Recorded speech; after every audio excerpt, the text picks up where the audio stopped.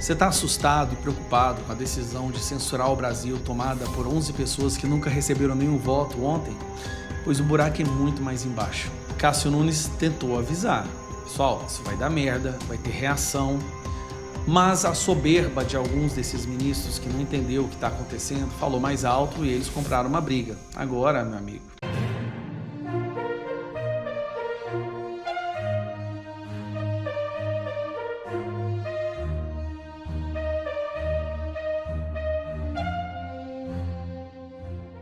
Urgente, Nunes Marques alertou os ministros do STF sobre possível sanção dos Estados Unidos, se eles aprovassem a regulamentação das redes sociais.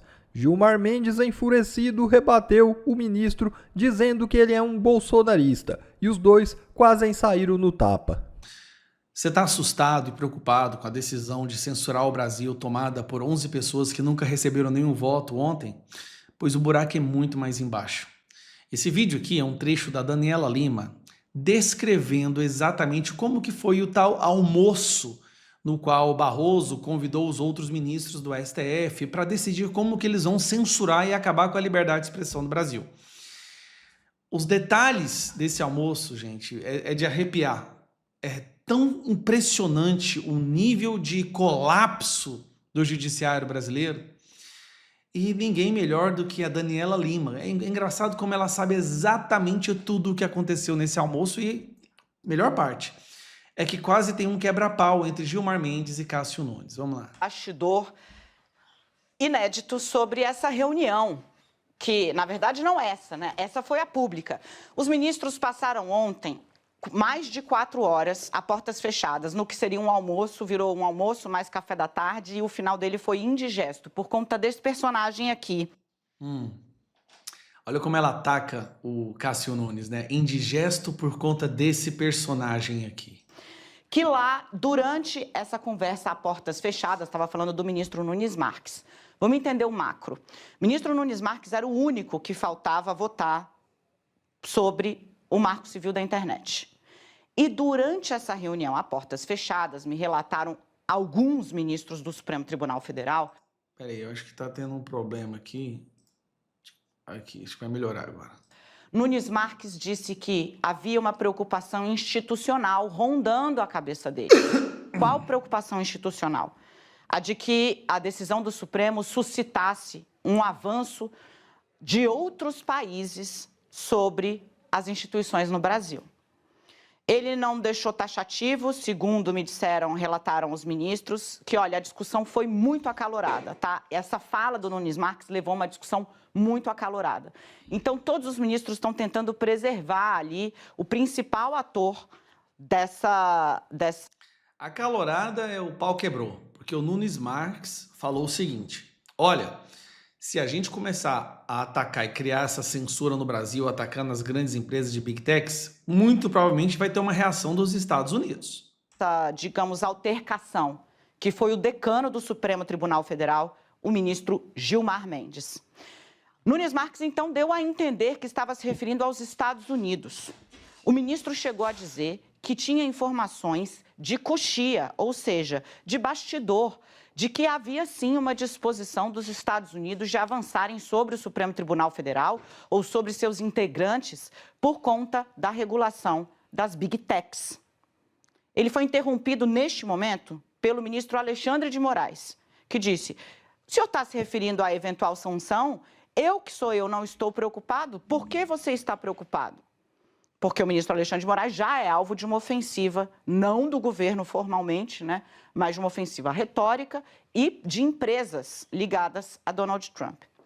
Neste momento, Nunes Marques disse: olha, eu acho importante que a gente pondere a respeito disso, para não deflagrar uma crise de relações internacionais. Eu, por óbvio, não estou relatando ipsis literis, mas foi como me foi passado. É impressionante como que ela tem exatamente o que aconteceu dentro de uma reunião onde só tinha ministros do STF, né? É a ventríloca do sistema mesmo. Neste momento, o decano, o ministro Gilmar Mendes, assumiu a discussão. E o ministro assumiu, abro aspas para um colega dele, como há muito tempo eu não via o Gilmar fazer, fecho aspas. Segundo o relato, o ministro Gilmar Mendes disse o seguinte, que Nunes Marques estava procurando um pretexto para adiar o julgamento, porque sim, o ministro Nunes Marques poderia pedir vista. Ele sinalizou, inclusive.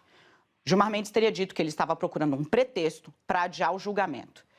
Usando a narrativa de que o Cássio Nunes é bolsonarista e que, por isso, o ministro do STF deve ser completamente ignorado. E fez questão de ser taxativo. Esse discurso que o senhor está trazendo aqui é o discurso bolsonarista. Constrangeu o colega. O ministro... Olha o nível que chegou a nossa Suprema Corte, gente. Gilmar Mendes disse que havia ali, na fala de Nunes Marques, na sinalização de adiamento dessa decisão, que já está sendo debatida no Supremo há uma década, a intenção de agradar, de atender a um grupo político. O ministro Gilmar Mendes... Olha que loucura, o Gilmar Mendes falando que o Cássio Nunes quer agradar um grupo político.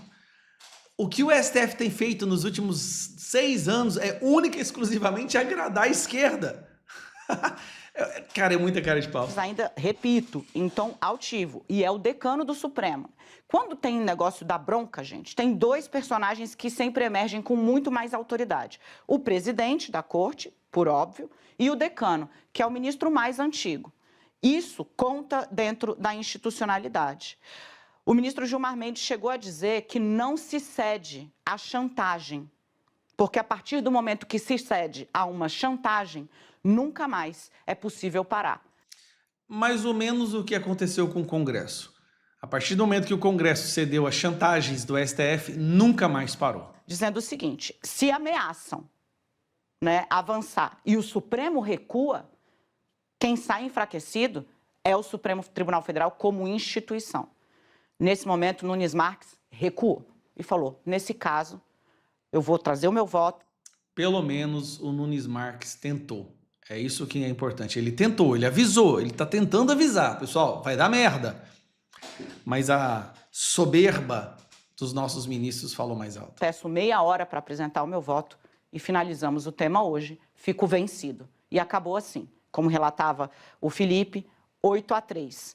Mas teve bate-boca, discussão, altercação acalorada nos bastidores. Os ministros que por muito tempo, digo, tá há 10 anos o caso lá, né? Muito tempo, trataram, debateram internamente, estavam já ali há horas tentando chegar a um meio termo, construir um texto de meio do caminho. 11 ministros tentando construir um texto que vai censurar 217 milhões de pessoas. E a Daniela Lima fala isso como se fosse uma coisa quase democrática, né? Ignorando o Congresso. Cássio Nunes tentou avisar. Pessoal, isso vai dar merda, vai ter reação. Mas a soberba de alguns desses ministros que não entendeu o que está acontecendo falou mais alto e eles compraram uma briga. Agora, meu amigo, vamos ver o que vai acontecer, né? Ou o Congresso vai ter que legislar agora, e nós vamos tentar fazer de uma maneira que reduza essa censura, vai ser difícil, a gente vai precisar do apoio popular, mas que vergonha, me desculpa, mas eu tô com uma vergonha da nossa Suprema Corte, dos membros dela, da forma como eles lidam com pautas tão importantes, quebrando pau, sabe, num almoço, para decidir como que vai censurar o Brasil. Bom, Cássio Nunes tentou, André Mendonça fez um voto sensacional, até o Fachin entendeu a gravidade disso, mas infelizmente foram vencidos pelo sistema. O francês Le Monde escreveu o seguinte, aspas, o Brasil, onde um juiz da Suprema Corte tirou o X de Elon Musk do ar no ano passado por 40 dias por desinformação, foi mais longe do que qualquer outro país latino-americano na repressão a postagens questionáveis ou ilegais nas redes sociais. Fecha aspas.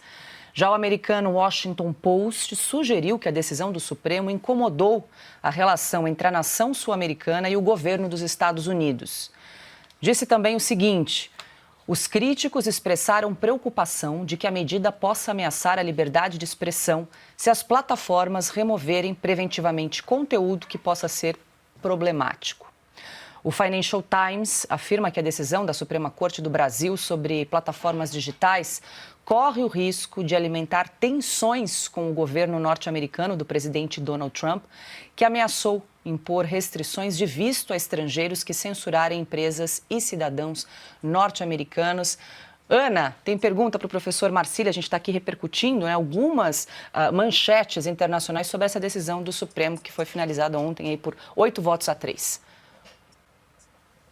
Pois é, boa noite, professor. E essas publicações nem são consideradas assim de direita, né? São publicações muito mais alinhadas à ala esquerda, político-ideológica, e estão já com alerta ligado. Professor, na verdade, a pergunta que eu tinha era exatamente a pergunta que o Augusto fez, então eu vou para outra. Existe ainda algum espaço para o legislativo reagir em relação a isso ou não? Acabou, é um caminho perdido para o Brasil. Olha, boa noite, Ana. Sim, tem caminhos ainda. Bom, quando esse acórdão, que é decorrente, vai ser a oficialização dessa tese, né? Essa tese foi fixada por eles, agora ela vai compor o acórdão. O acórdão vai ser integrado por essa tese e com isso vai passar a valer. Mas aí a gente ainda tem a chance de embargos de declaração, ainda tem uma discussão que pode ser feita. E eu acho, inclusive, que é possível, o órgão não havendo, que se discuta a constitucionalidade da tese. Porque, veja, se eu tenho que cumprir normas, eu não sei como, eu não sei quem vai fiscalizar, eu não sei de onde vai, para onde vem, bom, eu não tenho o que fazer. Eu tenho um estado completamente inconstitucional de coisas que precisa, então, ser resolvido pelo próprio STF. O STF não pode entregar uma carta ou um cheque em branco a nós todos, e se nós não preenchemos corretamente, ele nos pune. Isso é outra ilegalidade para além das tantas que já foram cometidas pela Corte. Então, há ainda uma possível discussão a partir de como virá esse acordo. Mas também creio que o próprio parlamento possa puxar para si algumas dessas questões, inclusive do órgão. Esse órgão, no mínimo, deveria ser fiscalizado pelo Congresso. Não é possível que a gente tenha um órgão regulador das plataformas submetido ao judiciário. O judiciário já fez um trabalho que não era o dele, que é regular para além de dizer se é constitucional ou não. É inconstitucional? É constitucional? Acabou o trabalho do judiciário. Não, eles foram e criaram regras. Isso já é ruim o suficiente para que eles também tenham sob sua tutela o órgão fiscalizador. Ele, portanto, me parece uma tarefa interessante ou possível do Congresso chamar para si essa demanda. E aí cabe às plataformas recorrerem a embargos de declaração, enfim, questionarem esses critérios, do acórdão? Tanto as partes, porque tem um caso concreto ali sendo discutido, como as pessoas que são amicus curiae, etc., podem também discutir isso junto ao STF. Um dos amicus curiae, inclusive, é a AGU. Olha só. E é por isso que a AGU, inclusive, fez um dos pedidos de que fosse antecipada a decisão, como quando começou a haver o risco de se pedir vista, e a gente hoje soube de bastidores que o Nunes Marques tentou pedir vista e supostamente levou uma bronca do ministro Gilmar, o que é uma loucura completa, mas dentro desse contexto, a AGU, inclusive, chegou a pedir que os memes, a inteligência artificial também pudesse ser integrada a essa regulação. Olha só que genial.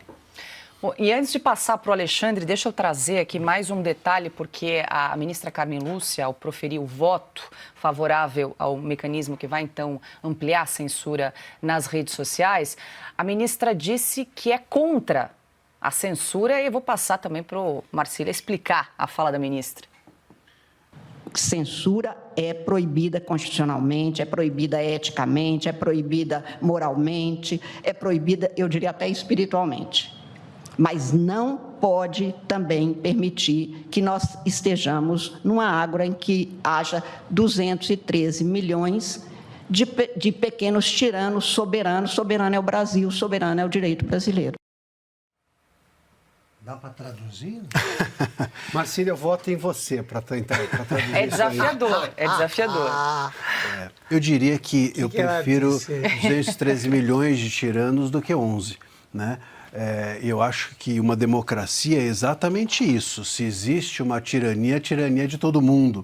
porque aí a tirania se dilui. Quando ela se concentra em 11 que estão dentro do STF, aí me parece que ela é totalmente ilegítima e esse é o ponto que dá para entender do que ela falou. Ela disse outras, eu até mencionei o discurso de ódio, ela chega a falar isso, por incrível que pareça, ódia, porque é contra as mulheres. Então, eles agora também querem criar regras para a gramática, não basta para a Constituição, eles estão avançando também a respeito da língua portuguesa, mais do que já se avançou em relação à linguagem neutra. Mas isso mostra como o STF pensa as redes sociais. Sempre de uma forma agressiva, o próprio ministro Toffoli, em algum momento, comparou a liberdade de expressão com vender armas. Então, plataformas que vendiam metralhadoras seriam mais ou menos a mesma coisa que plataformas que abrigavam a liberdade de expressão para o ministro Toffoli. Isso mostra como eles pensam que a liberdade de expressão deve ser uma espécie de...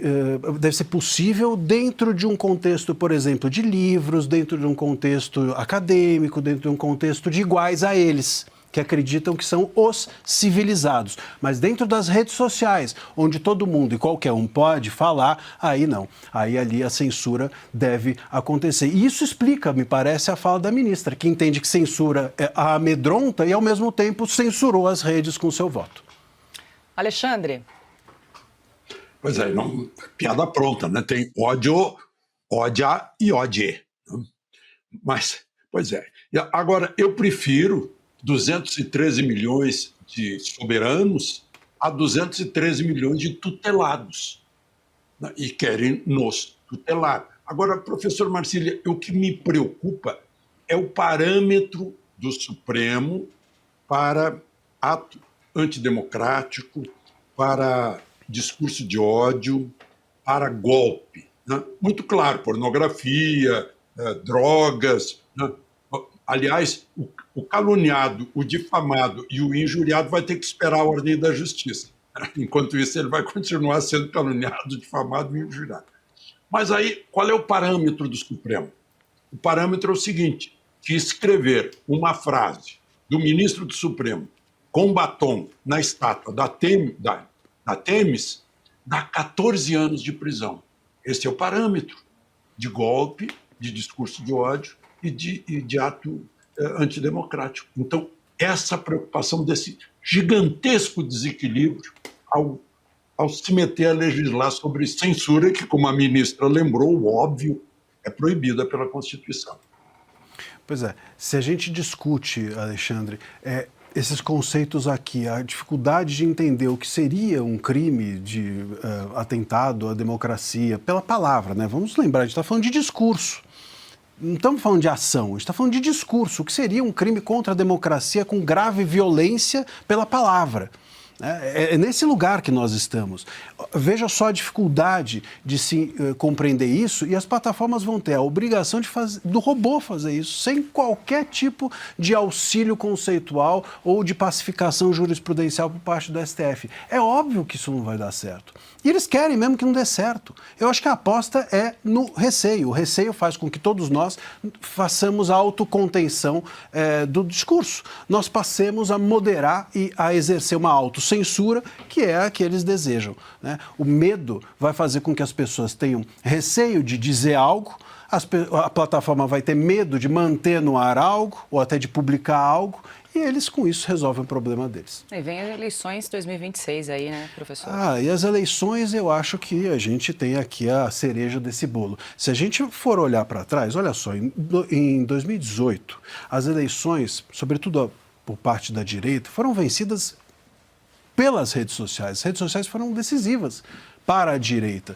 Em 2022, a força da direita nas redes sociais fez com que nós tivéssemos as eleições mais censórias da história. Eu me lembro de casos, por exemplo, em que houve censura, aí um jornalista publicou que ele foi censurado e censuraram de novo.